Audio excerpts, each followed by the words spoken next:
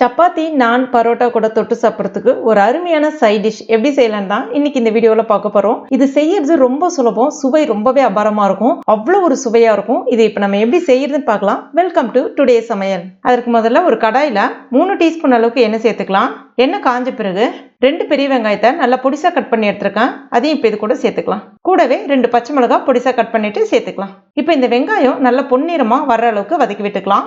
இப்போ பாருங்க, வெங்காயம் நல்லா பொன்னிறமாக சிவந்து வரணும். கண்ணாடி பதத்துக்கு இல்லை, வெங்காயம் நல்லா சிவந்து வரணும். அப்போ தான் இந்த ரெசிபி நல்லா இருக்கும். இப்போ இதில் 1 டேபிள் ஸ்பூன் அளவுக்கு இஞ்சி பூண்டு விழுது சேர்த்துக்கலாம். சேர்த்துட்டு அதனுடைய பச்சை ஸ்மெல் போகிற அளவுக்கு நல்லா வதக்கி விட்டுக்கலாம்.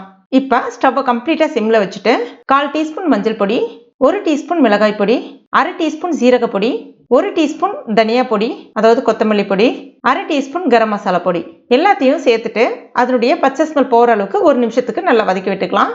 அடுத்ததான் 2 மீடியம் சைஸ் பழுத்த தக்காளி பழத்தை மிக்சியில் அரைச்சிட்டு எடுத்து வச்சிருக்கேன், அதையும் இப்போ இது கூட சேர்த்துக்கலாம்.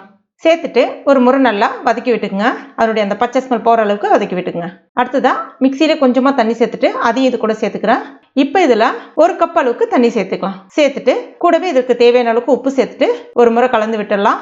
இது நல்லா கொதிச்சு வரட்டும், மூடி வச்சிடலாம், இருக்கட்டும். அடுத்ததா நான் இன்னைக்கு ஒரு 6 முட்டை எடுத்திருக்கேன், அவிச்சிட்டு ஆற வச்சுட்டு எடுத்து வச்சிருக்கேன். இப்போ இதை காய் துருகிறத பயன்படுத்தி நல்லா பொடிசா இந்த மாதிரி துருகி எடுத்துக்கலாம். இதே மாதிரி எல்லா முட்டையும் நான் துருகி எடுத்துக்க போறேன். இப்போ இதை நம்ம திறந்து பார்த்துடலாம். இப்போ இது நல்லா கொதிச்சு வந்திருக்கு. இப்போ இதில் நம்ம துருகி வச்சிருக்க அந்த முட்டையை சேர்த்துக்கலாம். சேர்த்துட்டு ஒரு முறை கலந்து விட்டுக்குங்க. கூடவே 1/2 டீஸ்பூன் மிளகு பொடி சேர்த்துக்கலாம். இது வறுத்துட்டு அரைச்ச மிளகு பொடி. ஒரு முறை கலந்து விட்டுக்குங்க. இது மறுபடியும் ஒரு 3 நிமிஷம் நல்லா கொதிக்கட்டும். 3 நிமிஷத்துல அந்த தண்ணி எல்லாமே ஈர்த்துட்டு நல்லா உங்களுக்கு இந்த டெக்ஸ்சருக்கு வர ஆரம்பிக்கும். இப்போ பாருங்க, அதில் இருக்கக்கூடிய அந்த தண்ணி எல்லாமே நல்லா இழுத்துட்டு உங்களுக்கு இந்த மாதிரி சுண்டி வரும். இப்போ இதில் ஃப்ரெஷ்ஷான கொத்தமல்லி இலைகளை தூவிட்டு இறக்கணும் அப்படின்னா நல்ல சுவையான முட்டை கீமா ரெடி ஆயிடுச்சு.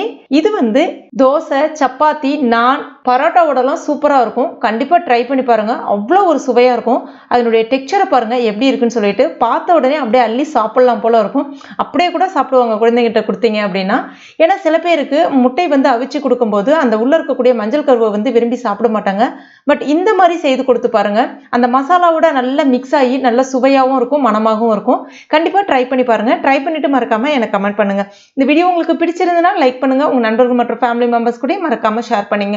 மேலும் இது போன்ற டேஸ்டி ரெசிபிகளுக்கு நம்ம டுடே சமையல் இது வரைக்கும் நீங்க சப்ஸ்கிரைப் பண்ணலன்னா உடனே சப்ஸ்கிரைப் பண்ணீங்க. கூடவே மறக்காம அந்த பெல் நோட்டிஃபிகேஷன் சிம்பிளை பிரஸ் பண்ணீங்க. தேங்க்யூ.